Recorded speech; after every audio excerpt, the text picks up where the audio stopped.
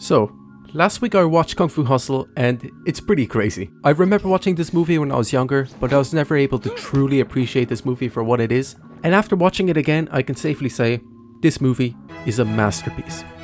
In fact, if you search up masterpiece, the first thing that comes up is Kung Fu Hustle. But what is Kung Fu Hustle, you might ask? I'll be going over the plot in a second, but just a brief overview of the production. Kung Fu Hustle was directed, produced, and co-written by Stephen Chow, who also happens to be the main actor. Stephen Chow has also made other great films, like Shaolin Soccer, which I will hopefully review. He's almost like Adam Sandler's, but, you know, funny.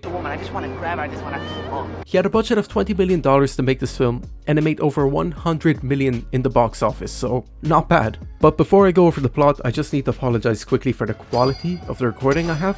I think it's in a crisp 480p, probably worse. I'll try shrinking it or other methods to make it look better, but that's just so you know. Now, with all that finally said, the movie starts off with a gang stealing money from a police station, where the guards in the place, they don't really care about what's going on. Well, it's okay, because the Axe Gang is here to enforce some law by, killing everyone. Not to worry. I would never harm a lady. You're too kind.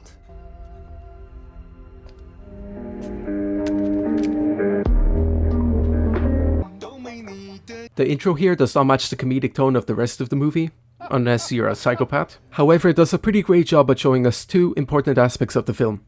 The first is the presence of the police force, or lack thereof.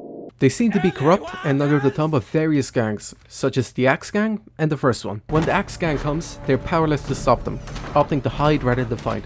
Second is the ruthlessness of the Axe Gang. The gang overwhelms all it faces and is incredibly brutal, even killing innocent people just to spread the message.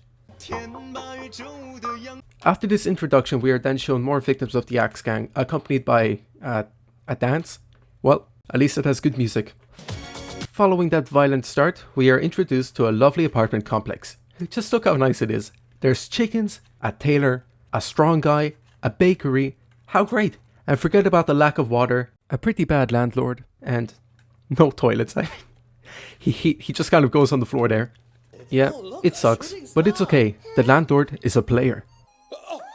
I thought you were a decent guy. But oh no, who is this? He's with the boss of the Axe Gang?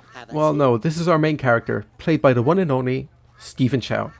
And his fat friend, I guess. The next scene is just perfect, so I'll let it play out in full. Yeah, with glasses, you look mean enough. Come here. Whoa, back off. Whoever asked you? I was pointing at him over there. You, Karate Kid. You look okay. Let's see what you got. Some stuff happens, and whoa, the Axe Gang is here, and another really dark scene ensues. Like, why? Well, it is the Axe Gang, so it makes sense. After a butt-clenching moment, oh yeah, he saved her. Surprise! It turns out that the tailor, baker, and strongman were kung fu masters, mastering various techniques such as hexagon staff, iron fist, and strong. And you've got to love the Axe Gang members fighting the air. Good job, you're getting them. Nice. After this encounter, Stephen Chow's character and his friend are captured by the Axe Gang and killed for impersonating them. Well, I hope you like this review. No, I'm joking, he survives. It turns out that Stephen Chow's character is quite good at lockpicking, and since he wants to join the Axe Gang so badly, the gang lets him. After, of course, he does the small task of killing somebody. Ever killed anybody? Not yet, no, but I've always wanted to. In the next scene, we're shown his tragic backstory via flashback. Here we see him get scammed, blow some leaves, save a girl from bullies, and get pissed on by random kids. Damn, these bullies are mean. After we learn about that tragic backstory, our heroes steal ice cream from a woman who, guess what, is the girl that Stephen Chow's character saved in the flashback. It's all coming together. Following this, the landlady screams, and this is Stephen Chow's opportunity to kill her. So he tries doing this, but he gets 3 knives stuck in him and some snake bites. But it's fine, he's still okay enough to run and turn into a motorbike and have a chase scene. This movie is amazing. After this pretty embarrassing defeat, he sits in a traffic light, has a pretty big lip, and does Buddha's palm all over it. So he wasn't scammed earlier by the homeless guy. He is in fact a kung fu master. The Axe Gang then hired 2 assassins to kill all the kung fu masters. The assassins use their music to kill them, and it's actually quite effective. Only stopped by the landlady and her husband, who, guess what, were also kung fu masters. A pretty embarrassing defeat this time for the Axe Gang, but they have one more trick up their sleeve. So they use Stephen Chow to free this guy called the Beast. And just look at this subtle imagery. And even more subtle imagery. If you couldn't tell, this guy is pretty dangerous and even kills the head Axe Gang member like it's nothing. So the landlords try and stop the Beast, but they are tricked by him and overpowered. Nobody told me the lion's roar could be done through a loudspeaker. I concede my defeat. You got bamboozled. But Stephen Chow has a change of heart and doesn't want to be an Axe Gang member anymore. And in return for this change of heart, he gets beaten up pretty badly. However, this is actually a good thing for him, because through the power of subtle imagery, he undergoes his metamorphosis into a Kung Fu master. The Axe Gang comes to the apartment complex, so Stephen Chow comes and fights them all, annihilating everyone, including the Beast, who is a frog apparently.